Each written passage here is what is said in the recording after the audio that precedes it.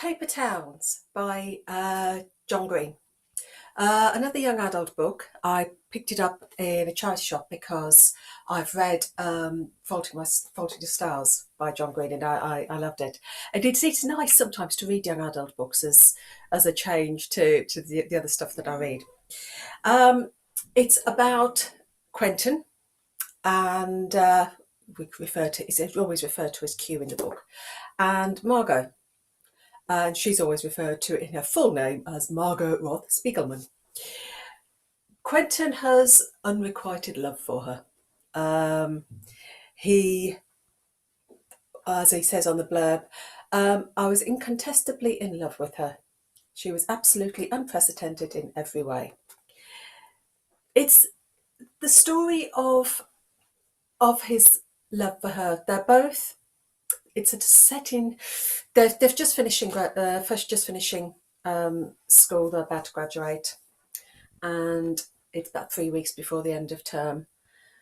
And suddenly, Margot appears at his window and takes him off on an adventure. It's a revenge trip. She's getting her own back on people that have wronged her, and she drags Q along with her. Which Q is a character who doesn't really, he's not very brave. He's always in the background. He's almost like the archetypal victim. He's the one who gets bullied. And after that, she just disappears, vanishes. She's always done it. She has gone off in the past before, and she's always left little breadcrumb clues for Q to try and find her. And he goes on a search to try and find out where she is, hoping that he's going to bring her back. I won't spoil the ending. And that's the story. There's lots of Q just talking to himself, trying to explore his feelings. One of the clues that she left behind were quotations from a Walt Whitman poem. What was it called? Songs of Leaves from Leaves of Grass, something like that. I've forgotten it. Sorry. You can put comment below and tell me off.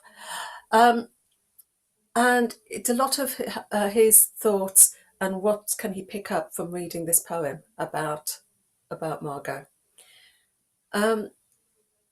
I think actually it's a poem I've never read, so maybe it has sort of made me think that maybe I ought to sort of have a look at it as well. Marks out of 5. I didn't love it. There's a quotation somewhere, let me find it. It says, "Nothing ever happens like you imagine it will."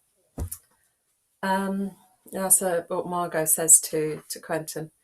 And it's almost like that's what I almost felt.